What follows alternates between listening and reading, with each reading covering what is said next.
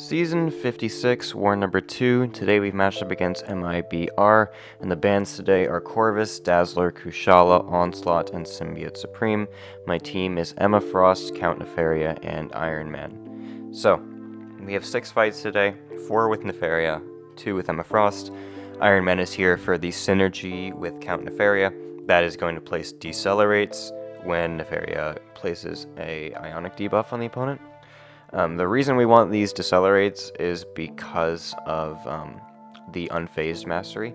I am willing to go into war without the mastery, but I just wanted to, without the synergy, but I just wanted to be extra careful because I am fighting an Enchantress boss later, and that boss can be a little bit more sketchy if they're running unfazed. I definitely do think, again, I still could do this team without it, or do my fights without the synergy. But I had basically an extra member, so it was going to be better safe than sorry. But it's also kind of cool that we have Emma back on my team, because I haven't used Emma in war since the X-Magica days, and she's not doing anything like extremely special or extremely overpowered like she was during that time. However, I just needed a good mutant champ who didn't need to rely on debuffs and didn't need to stress a playstyle very well, and Emma fits those categories very easily. I was also thinking Dust, but for the Jabari Panther I have to fight next, Dust was going to be a little bit worse than Emma. So anyway, Emma's going to take 2 fights this war. That Black Cat was the first one. And now we're going to go ahead and fight this Hyperion on node 15. This node is going to be placing a lot of exhaustions on me, and that's kind of all that really is going on. Nefaria is going to just shut down Hyperion's power gain as soon as we drop my SP1 and devour those debuffs. I just need Hyperion to drop a special at the start, and then we're going to go for my SP1 here. We're in the overcharge, and now I'm just siphoning power. I did kind of forget that Hyperion was tactic defense, so he's going to have the unblockable specials, but it's not going to be that big a deal because Nefaria can get openings without needing to actually block. We can just do the evade, which I failed to do there, as you saw, but it's whatever. This fight lasts a while because the exhaustions are reducing my crit damage rating, and inequity, just my attack rating in general. But we're going to get it down. And we also aren't using any of Count Nefaria's evade. I was worried about countering his special 1 too late and getting stunned, and I just decided to go ahead and try to avoid the hit instead of go for the parry just for safety, because it would be faster if I got the parry correct on the special 2 for the energy vulnerability. But I just played it safe, finished full health, so can't complain about that at all. Alright, next fight. This is the reason Nefaria is on my team. Well, 2 reasons. The Enchantress boss and this fight. I spent about 15 minutes brainstorming when I was planning this war who to send to this Onslaught. Because this Onslaught has thorns. Basically, every time he's struck with a contact attack, he is going to do a burst of damage to you that is going to eventually kill whoever's playing, basically.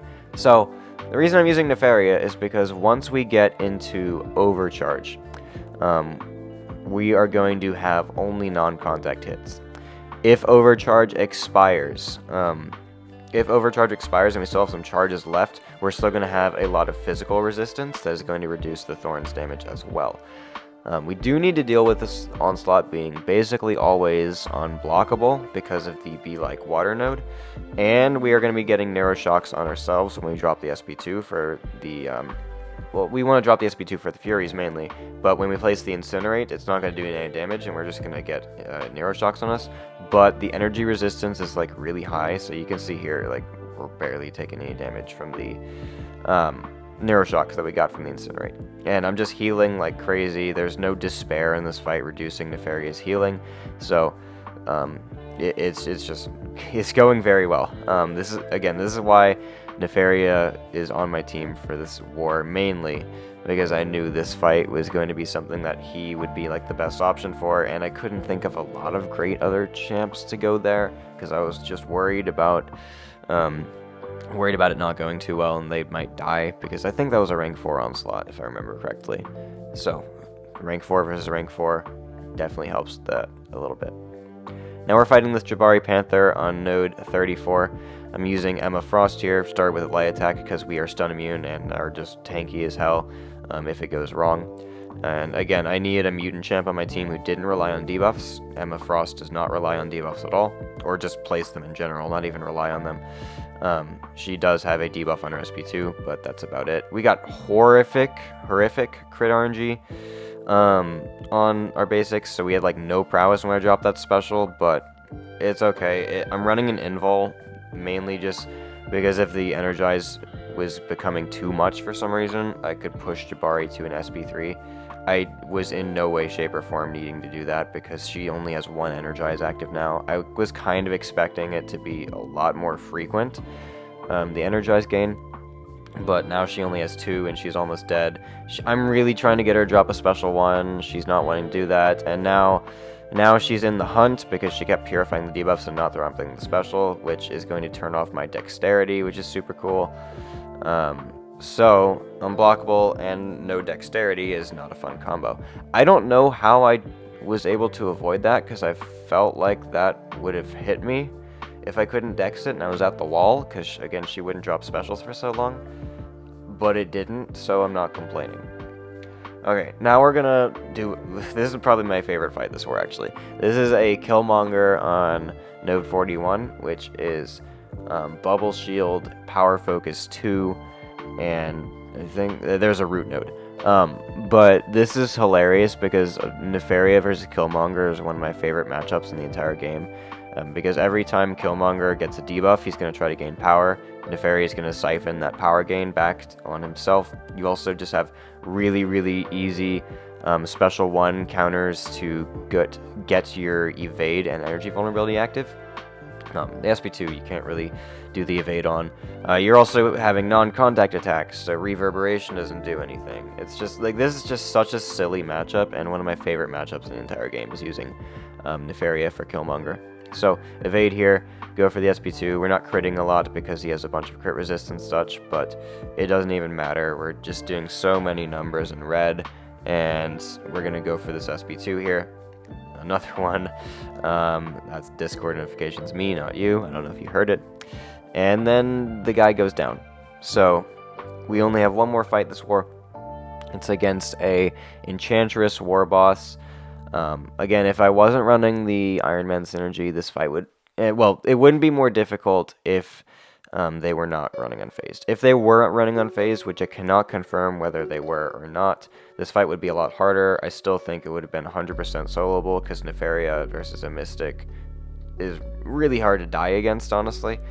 Nefaria is like one of the tankiest champs in the entire game, and yeah, he can take a lot of damage. So unfortunately here I was in a little bit of a sketch situation where I needed to intercept her and she was at a bar of power, but she did dash into me and not drop a special, so I was able to quickly punish that and quickly get rid of the intercept by doing my block for the evade, which counts as a intercept. Weirdly, but if your counter attack hits the opponent's dash attack, it does count as an intercept, which does make sense because you are hitting them when they are doing a medium attack or whatever. So I mean, it does make sense. But anyway, we're gonna just spam the minigame immediately because I have an invul boost. It just saves like half a second. Because I don't need to worry about the damage resistance when I'm not taking any damage from it. And now I'm charmed, which is going to stop my ability power rate a little bit. But still, we're going to get a decent bit of power back from the Devourer, and then I need to go for another SP2, which is going to give me the Furies again, of course. Here I'm going to bait her special 2, because if it's available, then I'm just going to go ahead and go for it and block it all and just add a full yellow bar again. And then go for my special 2. We got Furies and stuff.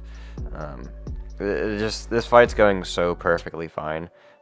We're just constantly at full health. We're taking like no damage from anything.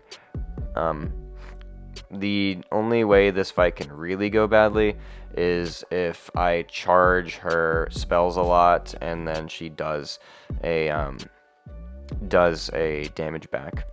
if she drops a special and still has some spells, if I did a bunch of damage into that. But that was the second time in the fight where I had to get an intercept with her at a bar of power, so technically she could have chose to special 1 me or special 1 to my block, as in earlier in the fight.